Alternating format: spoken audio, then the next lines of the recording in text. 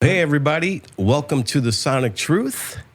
I'm here with my good friend Chris, and today we have a special guest, an award-winning singer-songwriter, Sarah MacDougall, all the way from Sweden.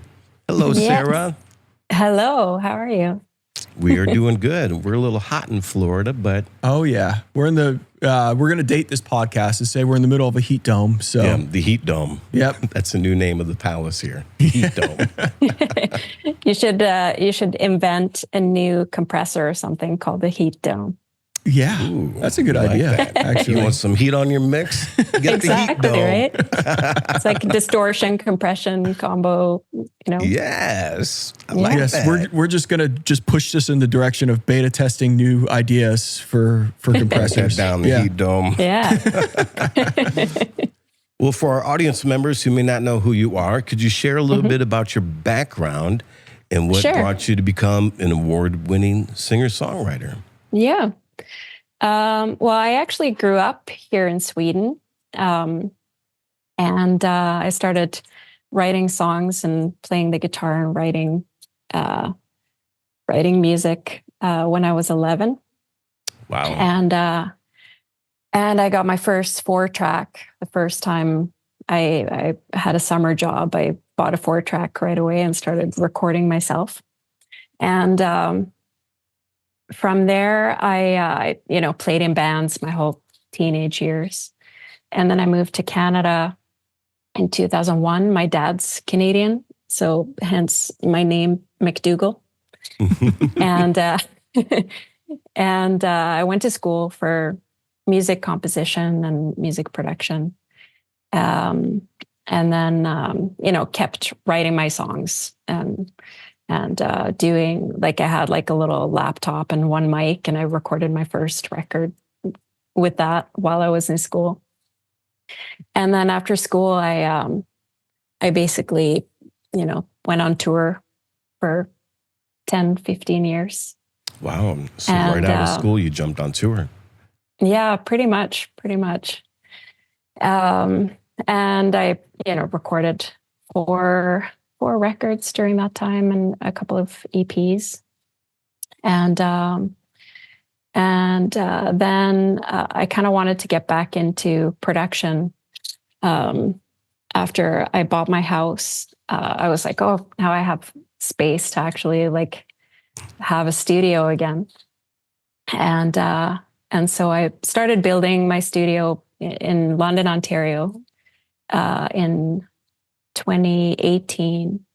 And then I basically finished it right when the pandemic hit, which was like a really Perfect timing. lucky, perfect timing. And then, bought a bunch of Audioscape gear and that's my story. That's a good gear to have. That's actually what I was wondering is when as artists, at what point do you become integrated with recording yourself? And it sounds like you were doing that right from the very beginning.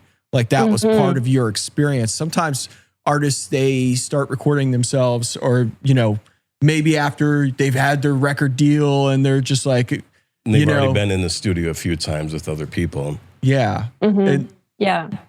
that's really interesting. And right now you're in Sweden, so you toggle back and forth between Canada and Sweden. That's awesome. Yeah. So I I got have to a little ask, space here. what was the 4-track that you had gotten? It was a very first one? Fostix. A Fostix. Dude, that's the bomb. Was that yours as well? Was it cassette or was it CD or mini CD? Cassette. Cassette? Cassette, Yes, yeah. that's the Yeah. original. Bouncing tracks, yeah. I still have a lot of the cassettes. Oh, you do? You Yeah, still have the Fostex, though. I don't have the Fostix anymore. I don't know what happened to it, to be honest. Like my mom moved a couple of times and somewhere in there Got lost in shipping. got lost or thrown out maybe. Somewhere in an attic somewhere. Yeah. Yeah. I wish I still had it. It would be sweet. That's cool. Yeah, I think that was the first one I had too. And I mean, they did, like you said, the 4 tracks having to bounce down. And for you, what, you were 11 years old when you first got that? I think I was 11, 12 when I got it. Yeah. That's an early start. I didn't have mine until I was 16. Yeah. I mean, Yeah, I don't know why I was just really into it, and I had a guitar teacher who had like a bigger, 4-track tape machine with like a 1/4-inch tape, I think, and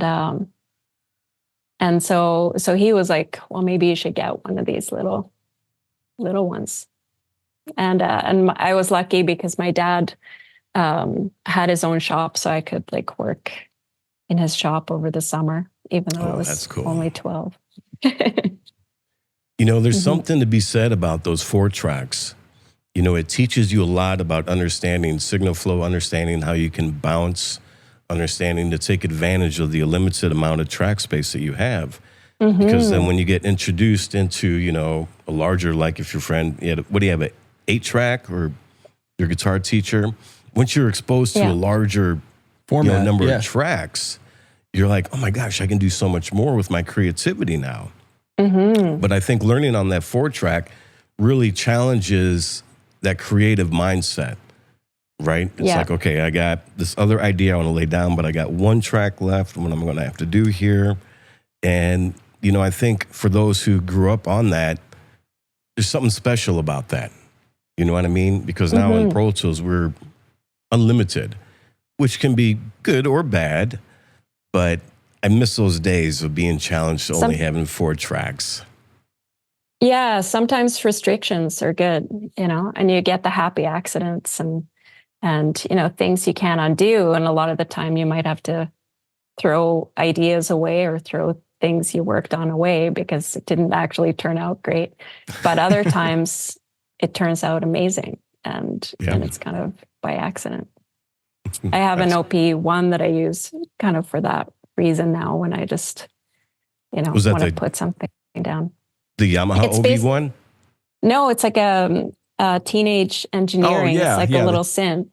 Oh, okay. Yes. That only has like, it's kind of like a 4-track. It has like 4 tracks on it's digital tape, but it's the same concept, which is pretty fun. Yeah, those are awesome. Yeah, I never understood that saying digital tape.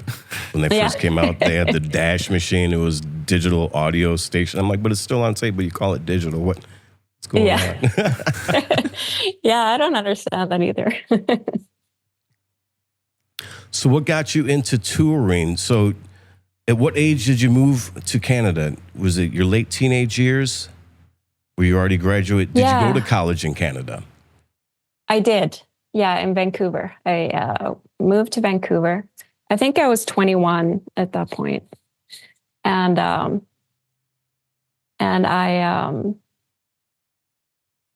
what was I going to say?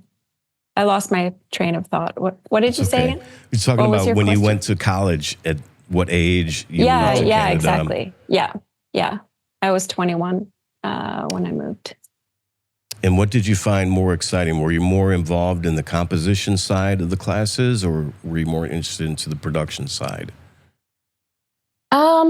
Originally, I was more into the production side, because I did imagine myself more so as a music producer than as a composer. But I ended up kind of doing both, just because that's what my teachers were kind of steering me in that way. And I think maybe that's partly the time, because at that point, I think there weren't as many women doing music production. And so it was more encouraged to go the composition route. But I'm really glad I did, because it's helping me a lot, and my career in being a singer-songwriter and a touring artist has paid off pretty well for me, and it's the basis for all my music production now, all that cool. Experience that I have. Now, growing up or during your time in college, did you ever venture out and record other groups or collaborate with others in which you were the quote unquote engineer or producer? Or was that something that you more evolved upon your own projects? I did a bit in school, and then after school for a couple of years. And then once I got really busy touring, I didn't do that for a long time. And nowadays I produce records for other people as well. So like that's only been like the last 6 years or so. So this is a question we often ask our guests. Do you prefer touring? Yeah. Or do you prefer working in the studio? I like both for different reasons. I don't want to tour full time like I used to, because it's really hard, and I also just really enjoy my hometown time these days. But I love traveling, and I'm pretty restless, and I have like the bug to get out there again now, because I haven't toured very much in the last few years. I wonder why. Yeah. Why? What could have caused that? What could have happened the last few years, right? Yeah. Yeah, Jeez. Exactly. I think it's funny. You mentioned buying a house, around that time, and the way we look, people who make music, the way we look at houses are so different from like the general public. The normal person, yes. Yeah, you're like, we're looking at the ceiling height. We're looking like it's a whole Which room will be the studio? Yeah, honey, we can't get this house. No. Yeah. Yeah, exactly. Ceilings are too low. Done. Yeah. Deal breaker. So I think that's really interesting, because like that was perfect timing for. It's funny. I stopped right around the end of 2019. I was still doing gigs myself, just locally and the Central Florida area. And right around the end of 2019, I was like, I told the band I was in, just want to chill out, not do that for a while. Want to take some time. Audioscape's kind of taking over Pushing a little forward. bit my life, and literally like a few months later, all that, like February, right? The end of February is when it started to hit the fan there.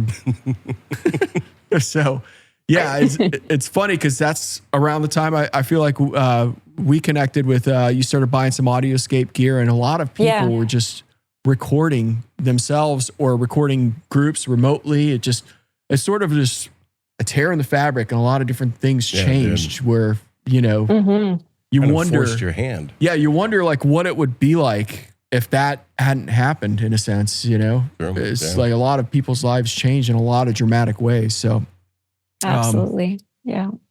It's just things I think about randomly and that. And I know you ended up, I think you went on a tear for a while. You got quite a few pieces from us. I did. I was going to ask, is there something like, do you have certain go-tos that you've sort of fallen into with some of the pieces you've got, there, as far as like, do you prefer like a 76 on like your guitar or your vocal, like things like that? I was just curious. I go between usually like when I'm recording, I'm usually going between the 76 or the opto for vocals, like on my recording chain. Nice. And then in mixing, I use all of it for various things. But I end up, usually like I'll use like the opto and then possibly the V comp in mixing as well. Nice. Yeah, getting it going in it's like a whole different experience versus post as well. They're both great, but like, getting it on the way in, that's something that a lot of people that record themselves, they're just content with just a preamp or something like that. But the additional color you get on the way in, just tickling it a little bit with the compressor. I think it's something, I probably mention it too much at this point, but I feel like you can't mention it enough. You know? You can. A lot of people are using, the UADs or the Apollos, and they plug directly in, and then they're like, well, I can interface my outboard gear after the fact. But they're missing the fact that the colors you can create, which will be unique to your setup, if you're able to use that through the process of recording, and it's another, it's just a way to get in the vibe as well, and like really get in the zone, especially as a singer, or, also as an acoustic guitar player. Like for me, I love going through the V comp for my acoustic guitar, and it just gets you there, like where you want to go right away, and you can just concentrate on the song and getting it in there. For sure, there is it inspires performance. I feel like when you have something right there, like the difference, even like if you're recording a vocalist and you don't have compression versus putting like compression on or something that sounds a little bit more finished, they're going to become more confident too. And the net positives. I have an Apollo as well. Like I have one here, and I use it for remote recording, and it's great, but it's not the same as going through hardware. Yeah. It's for the fast food music. That's what I call that. Yeah. Yeah. Like you can get great quality still, but it's, there's just something the distortion and the compression. Yeah, pushing some electrons for sure. Yeah. Right. Mm-hmm. Yeah. They like that. Yeah. Now, as a songwriter, do you have a specific method of writing your songs? Do you start with lyrics? Do you start with a melody? Do you start with the guitar part? How do you go about? I'm like a melody lyrics person first, and I've always been that way. So usually, if I'm writing for me, I'll usually always start with lyrics. Like maybe 10% of the time, I'll start like in Ableton or whatever, just to like get some kind of a beat idea if I don't have any lyric ideas. But usually I'll start with lyrics and kind of develop that at least like half the song before I start like figuring out the exact guitar part or whatever. Like I'll even maybe just like do like a dummy guitar part and then change it later. And in co-writing, it's pretty much the same thing. I prefer to finish the song first and have it be like good as a song, and then produce around the song. And that's just how my brain works. It's like so different for different people. But for me, that's just like, as a songwriter, originally a songwriter, that's just how I come at it, Yeah, I mean, that's in my experience, I've always been taught it's always about the song, right? What storytelling is happening during that. And then on top of that, what melodic movement is capturing the listener. You could take it into other genres like hip hop, where it's all about the production first, and then somebody gets inspired off that. Yeah. But the true essence of a long-lasting song really should be birthed from the lyrical content, right? Because everybody understands a story and can relate to it in some shape or form. Yeah. So, I think like different genres have different ways of getting there, and that not one way is right or wrong. It's just for me, usually that's what works the best. Yeah. And I like to be able to like go for a walk and kind of come up with lyrics and a melody and a bit of a rhythm, and then come back and finish it in the studio. Yeah. So I'm pretty like inspired by nature, and that helps me, like the movement, my physical movement helps me write music. Yeah, I've seen some of the videos. Actually, I watched all the videos today on your website. Was it On Fire, Empire? And then you have part 1, part 2. I like how you go about explaining your process and the importance of, like life's too short. You got to really take advantage of the moment you have, which is right now. I kind of dig that. I like that. Yeah. And well, you mentioned traveling. I think that's very inspirational. Anytime you can just get out, and traveling is very, as much as people glorify it, it's very an uncomfortable experience, especially flying somewhere or doing something. But it does rip you out of your normal ebb and flow of your day. And I think in a good way. And you can, especially if you travel to somewhere that's beautiful and, you know, lots of, beautiful nature and things like that. I feel like that is very inspirational as well. You sort of get like a reset and, you know. Yeah. Absolutely. And I could tell you, even taking the more, in terms of like how people build things and where I've seen so many different processes from so many different people all end up in the same place, in a good place, but it's just, there really is no right or wrong way to do it. It's just it's just personal to that person and how they do it. Like, it's like my station looks like complete chaos, like, and like they make jokes about my station all the time. They're like, but you got to see everything, right? They make jokes when it's clean, is what happens. Yeah. They make jokes when it's clean because they're like, oh, how long is this going to last? Yeah. So, creative brain.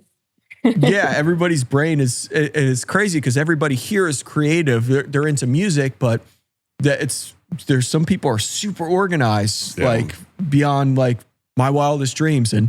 But then like they don't do things a certain way or effective in this other way. It's really interesting the way the human brain works and how we all get to the same from point A to point B. Look up Einstein's desk. His desk was a mess. Yeah. Yeah, my desk usually ends up a mess, but I think these days I like before I start a project, I have to have it very organized and clean. And then like, the studio itself has to be organized. Like all the patching needs to be right. And like all those things are very like thought out and organized. Otherwise I would go crazy. You'll lose days. You'll lose days if that's not, we've all been there. Totally. I want my days back. Yeah. Yeah. I know. Yeah. Yeah, definitely.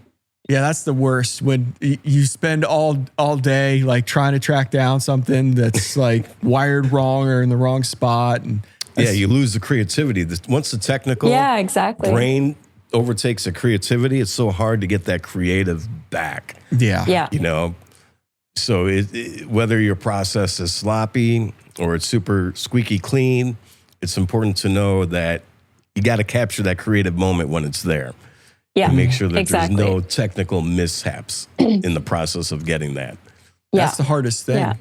Yeah, just getting everything.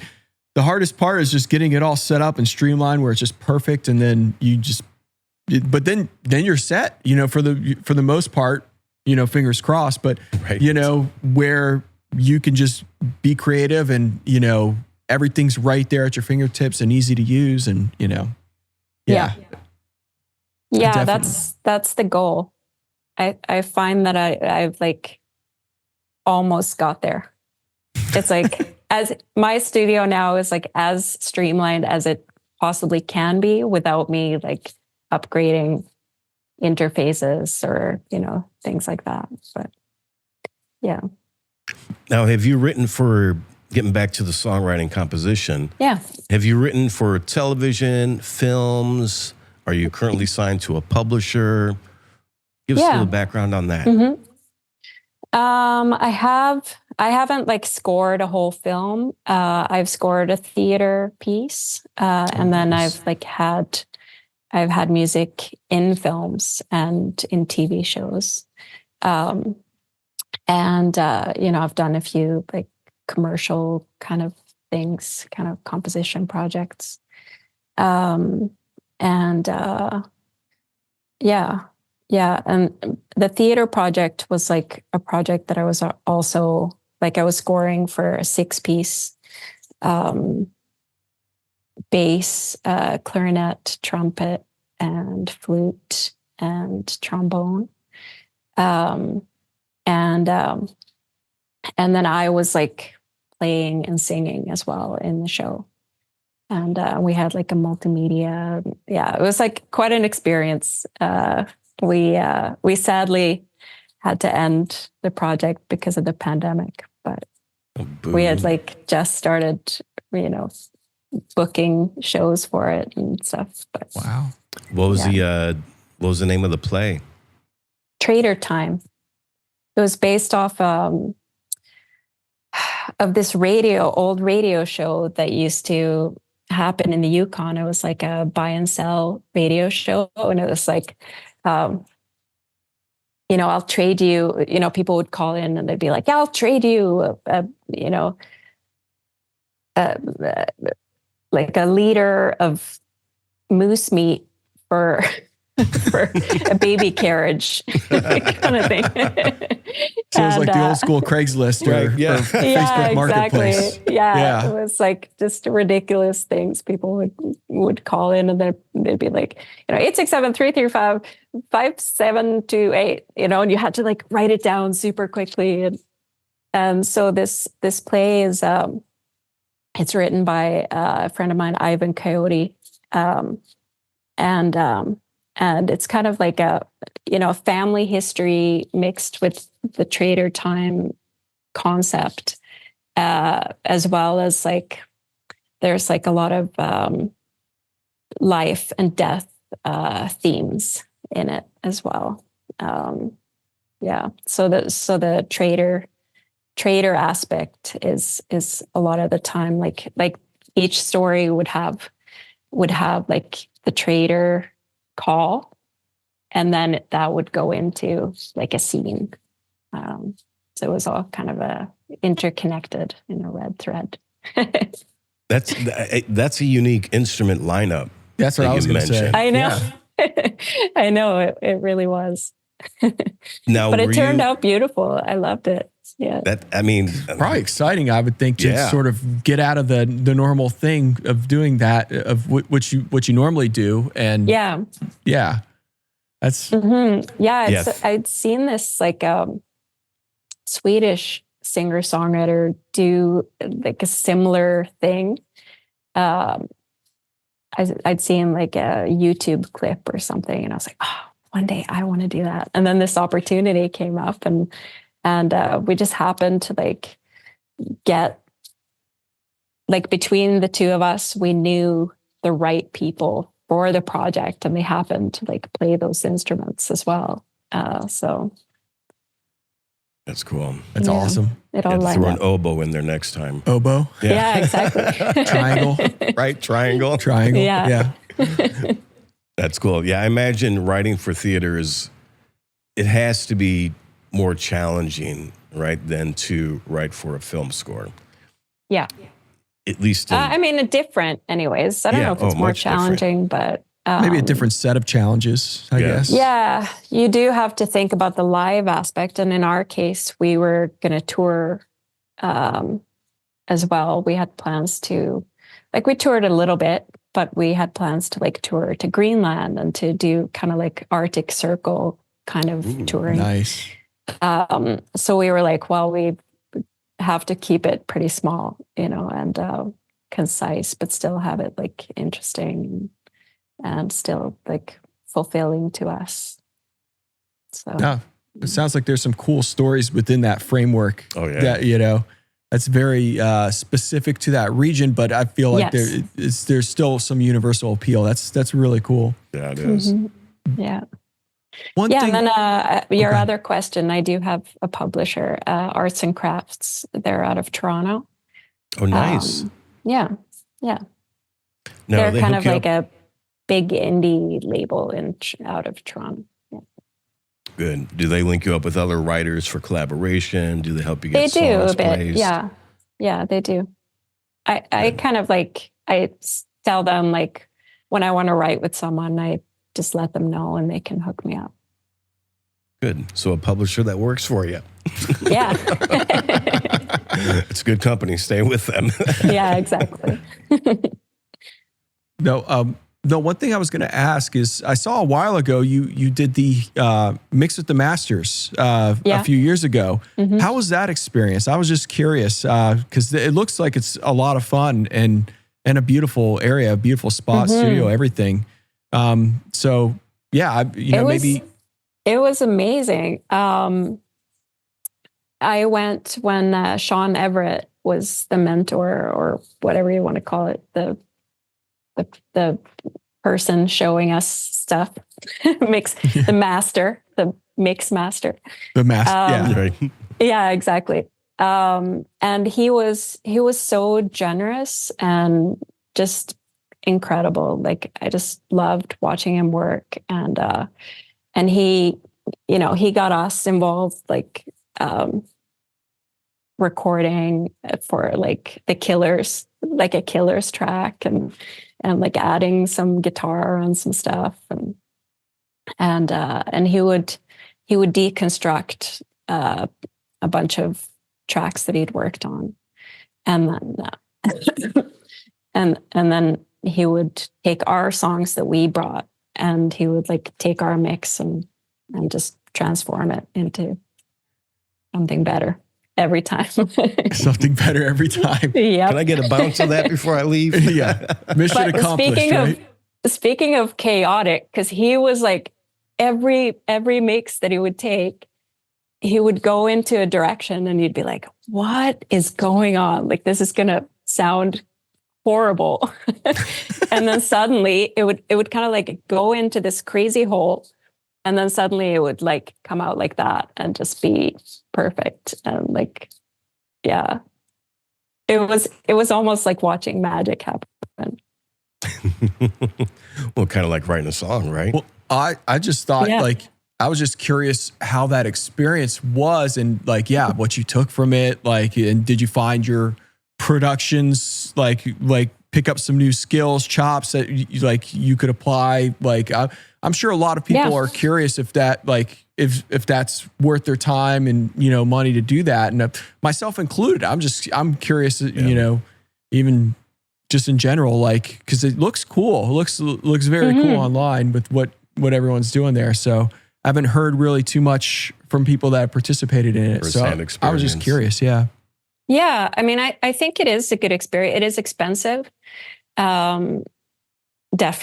And, but I think, you get a chance to talk to and ask questions, of these people that are incredible at what they do. And you get to hang out with them and have drinks after, and ask more questions, and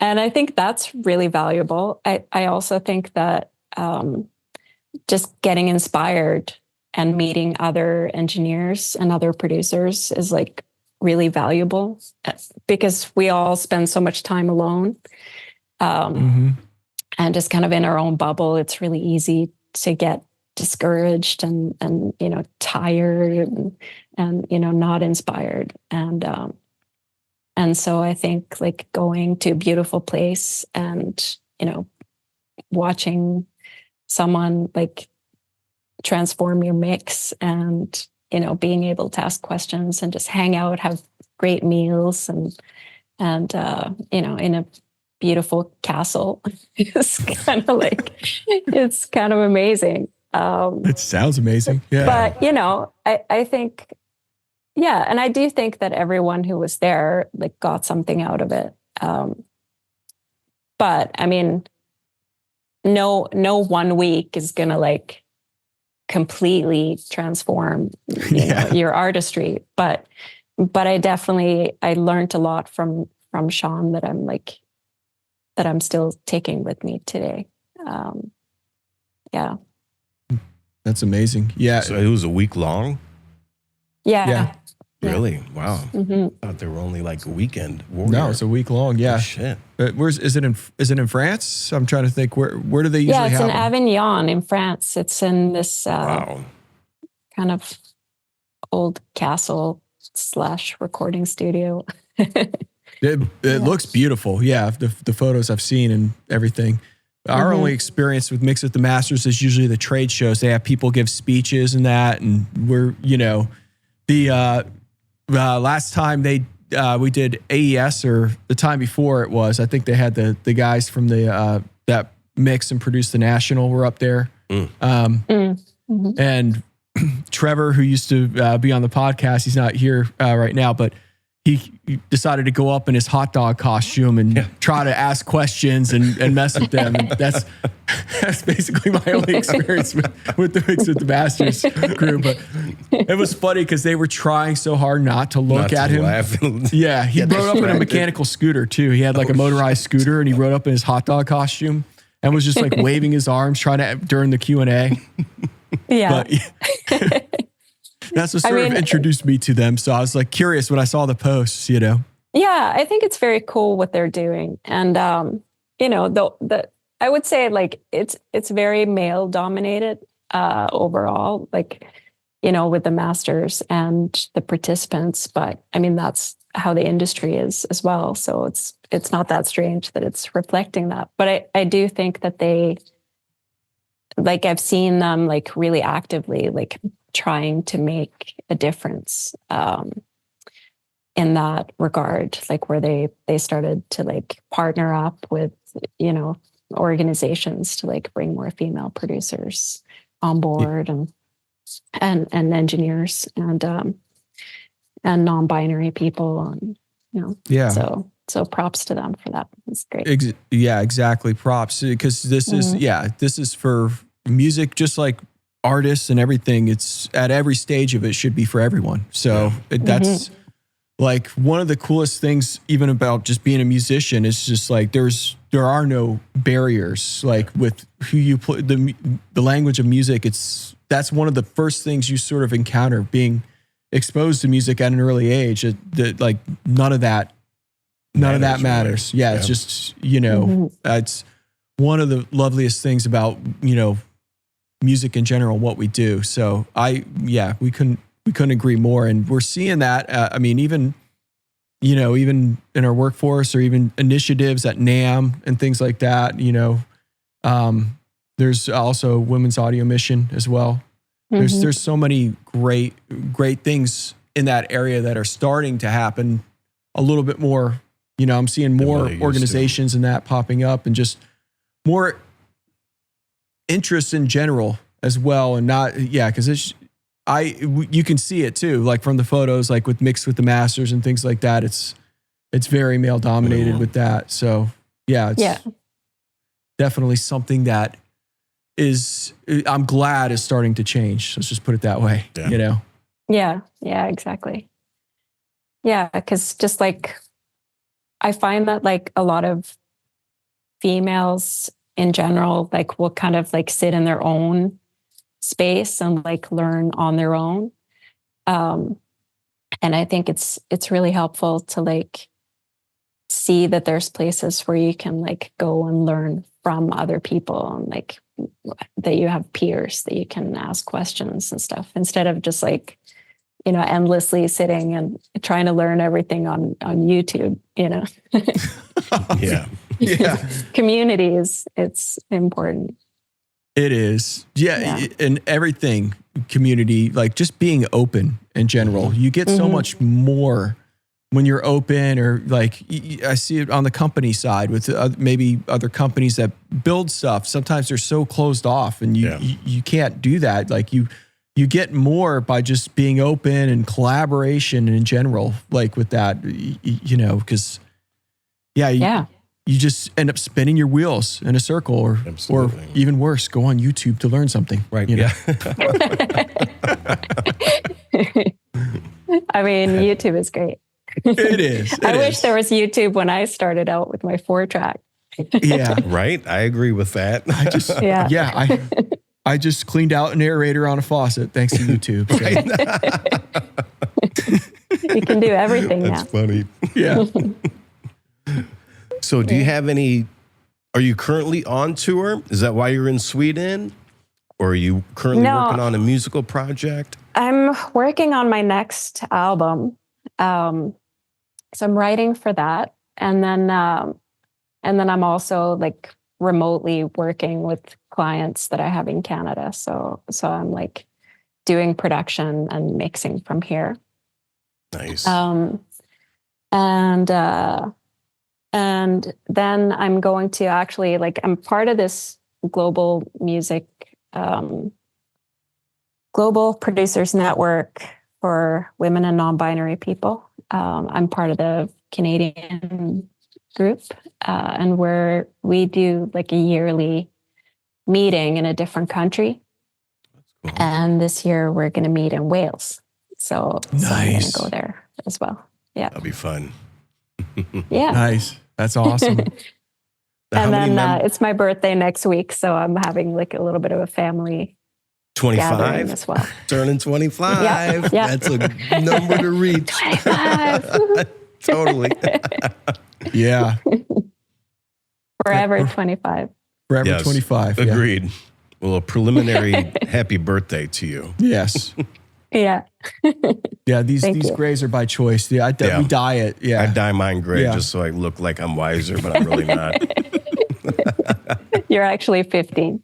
Yes, Yeah. You have like a filter on your voice. I do. It's like the movie Big, Tom Hanks. Right. Big. Not aging ourselves at all. Movie Mention Big, that one. Yeah. Not at Yeah. all. Yep. That's funny. No, that's awesome. I've never even been just recently, just because of the company starting to travel internationally, and like, yeah, just been to Germany a few times already, and going to, actually I've never been to the UK as well. So going there next Are you? month for Nice. Gearfest UK. Yeah. Sure. In London. Yeah. That'll be fun. So Yeah. yeah, it's definitely a different experience traveling internationally versus domestic in the Domestically, United yeah. States. It's like a whole different, the terminal is different. Like everything's different. Yeah. It's weird. Yeah. International double travel decker. since COVID is just not, it's not the best, but it's Yeah, better. Better than it was 2 years ago, anyways. I will say it's a lot better than domestic travel in the United States, because that beast right there is, Yeah. Nightmare. yeah.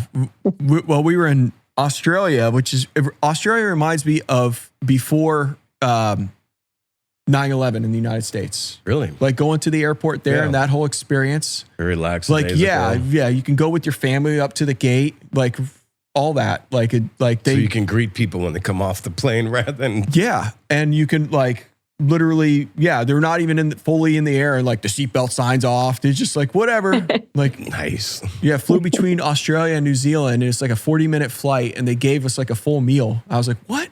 Bonus. Damn. You know? Not a bag of pretzels. Yeah. Yeah. It's just, Yeah. Amazing. Yeah, different experience in the U.S. traveling domestically versus, at least coming, Orlando is one of the busiest airports where we fly out of, and it's just, yeah, not for the faint of heart, Well, definitely. you get the cluster of travelers in Orlando. I'm going to Disney World. Yeah. You get the variety. Right. Yes. Yeah. Have you been to Florida? Have you been to Orlando? I have. I've been to Disney World. Woo, all right, all right. Yeah, I've been to Florida a few times. I had some family down there when I was a kid, so we'd go and visit them. And Nice. So you know how hot it is here. You know why we're sweating here. Right. kind Yeah. of, yeah. I mean, yeah, I've been down there. I've been to like Louisiana and Texas in the summer as well. So yeah, I kind of know the heat. Yes. I know the feeling. You have to have AC on at all times. Yes, it is. Yeah. Yeah. We just installed a fourth AC in our Fourth assembly AC unit. area. Yeah. Jeez. A fourth AC unit. Yes. Wow. Trying to keep everyone cool Cool. through the summer. Yeah. Yeah. But every time we're like, this is the last one. Right. And then nope, need another one. Yeah. Well, our administrative side here of the building has standard AC and that, but where we set up for the flow of production, they were perfect sized rooms and areas, but they didn't have air Didn't conditioning. have the ventilation. Yeah. So yeah, they had we got like an open air facility, but it's, yeah. They got buckets of ice with fans blowing over them. Yeah. Yeah, here it's kind of like a nice 20 degrees, 20, 25 Celsius, that is. Celsius, So I was going to that say, yeah, would 20, be, 25 Fahrenheit would be maybe a little like chilly. 70, 75 Oh, that's Fahrenheit. good. Probably something no like that. humidity. No, it's very dry. Yeah. Oh, beautiful. Yeah, a little breeze. Sign me up for that. Where you Yeah. again? Sweden? Book a ticket, Yeah, it's Chris. nice. Let's go. Yeah. Yeah, where I'm in Canada, it gets really hot and humid as well. And you're in Vancouver, you said, in Canada? I used to be. I'm in Used to be? Ontario now. Gotcha. Yeah, just What do you like like better? an hour and a half outside of Toronto. That's not bad. Yeah. Is that near Niagara Falls? Are you near Niagara Yeah. Falls? It is. Okay. I got my That's the better geographics side. right. Yeah. Yeah, the Canadian side's the better side. Yeah, the cleaner is. side, I think. Yeah, Yeah. I wonder why that is. the cleaner side. Yeah, no, that's, Totally. So are you currently working on other artists at this time? Or are you solely focused on working on your next album?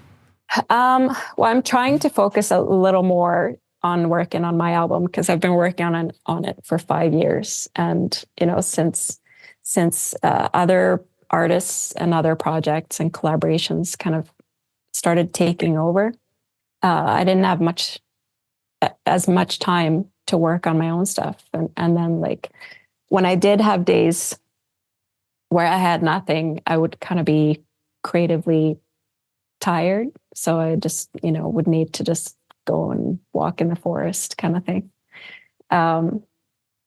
So I am trying to limit projects for other people, but I do have some clients that I like do a lot of repeat work with, so I'm working on their stuff. Yeah. Now, do you have a time frame on when you want to release the album? Well, it keeps getting pushed forward, but yeah, I'd like to be finished with the album by this fall. That's my goal. Bonus. So Well, you got to keep us posted about when the release date will come up. yeah. Give a little yeah, promo. definitely. Yeah, that would be great. And that sounds like a good way to stay balanced as well, and not take on too much work. Take on the right projects. That in turn are going to inspire you, right? Yeah. That's a perfect way to do it, because especially creative people as well, you can get burned out with just too much of everything all at once. Yes. Yeah. Been there before. Definitely. Yeah, in today's day and age. And you mentioned this a little bit too when we were talking about the 4 tracks, and limiting options are extremely important. I feel like there's a lot of times people just buy even hardware just for that aspect of just, I'm so tired of a million plugins and a million things coming at me, and I just want to have a couple real things and work with that. And I think that's there's something to be said for that. It does simplify the process. You know what you're going to get. For the most part, the results are repeatable, and it's and I think there's like something to be said even with plugins to like limit how many plugins you have and like have only like a few for each task. Like I'd like to like at some point like sit down and kind of like clean up my plugins as well. Start deleting them. The purge. Yeah, Yes, exactly. Yeah. So you don't want to go to your dynamics section and then spend the next 20 seconds locating the one of the 100 that you use. Like, oh, there it is. Yeah. Exactly. Yeah, because you keep going to the same ones anyway. Yeah. Same here. And, That's the name of the plugin, the purge. It just wipes out all of the other bullshit. That's a good idea. Yeah, exactly. Right. That would be a good Purge use for plugin. AI, actually. Like it could like track what plugins you're using for a couple months and then delete all the other ones All the that other you ones. haven't used. Yeah. That's Okay, well, that's a here's great idea. bringing up AI as a songwriter. Mm-hmm. How do you feel about AI? I'm not as scared of it for songs or creative things as I am like more for, fake news and, those kinds of things. And I think it can be used as a tool, to inspire creativity as a songwriter. And I think that's how people should use it. Like I've tried to like have AI write like full songs, And it's just absolutely It's terrible. horrible. It is. So I Terrifying don't think at the same time. yeah. And it's always in like kind of a like old Irish style too, or something. I don't know. Yeah, The Celtic, the old Celtic. it's like very old, like poet language that, Jeez. yeah, it's funny. So I don't think it's very close to being, to take over. And I don't think it ever will, because they need the humanness in there. My only fear is Terminator 2 happening. Terminator 2, right. Becoming Yeah. Well, see, what my argument is with people, is that a human created AI. Yeah. So for people to fear that it's going to take over of course, it's going to maybe take a minimal amount of jobs, like a very, very low percentage. But like you said, it should be used as a tool. It should be like an assistant, something that can help you achieve things that you may not have thought of. It's like a glorified version of the little clipboard thing, right? In Microsoft Office, that annoying guy that would pop up. Oh shit! Now you're taking it back. I'm taking. Like maybe if I was like a library music songwriter, I'd be like slightly worried, Yeah.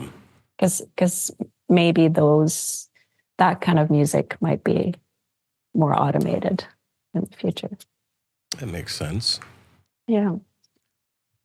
Where it doesn't have to be like, it doesn't have to create something that's new or like very emotional in like a, I mean, AI doesn't have emotion, right? Well, I don't know. If it ever becomes self-aware, it's going to take me down for comparing it to the Microsoft Office clipboard guy. I'm definitely on the list. It's all ones and zeros. Don't worry about them. Yeah. Well, as we wind down, is there anything that you would like to promote currently? Do you have a website people can visit to learn more about your music and listen to it? Yeah, sarahmacdougall.com. Sarah with an H, MacDougal. You can go there, and then I have an Instagram where I post stuff, and I have a Facebook page, but I don't use it very much. Same. Yeah. So mostly I'm on Instagram. Very cool. Same. Yeah, same here too. Facebook. Yeah, Facebook's an interesting place for sure. Yeah. It used to be cool when it came out 20 years ago, or however long ago it was, when you're supposed to hook up with your old classmates and your old friends. But now it's just one advertising scroll. Yeah. MySpace. Yeah. Yes. Bring back, Bring back Tom. Tom from MySpace. Tom had it all figured out. He did. Yeah, I probably still have a MySpace page out there somewhere. God, I'd be afraid to look if I had mine. So I imagine all of ours are out there. They gotta be. They gotta be. Or on the dark web. Yeah. The dark web. They're using it to analyze for AI. I think we're good. I know it's getting past your bedtime. It's almost 11 o'clock there, Ron, right? I know. Yeah, it's probably like a lot darker here now. Yeah, it is. Well, thank you so much, Sarah, for taking the time out of your evening and joining us for a quick conversation. Yeah, it was great thanks. learning about your background and what your future endeavors are. We look forward to this album in the fall, right? No more pushing back. Okay, good to hear. And there will be, for sure, some Audioscape gear on there. Love it. Cannot wait to hear it. And anyone who's listening, please check out Sarah's music. It's awesome. It's really great. It really is. I really, we can't say enough good stuff about it here. And we're honored that you're using, our gear on it as well. So thank you so much. Yeah, thank you so much. It's great to meet you. And awesome. Yeah, thanks for having me.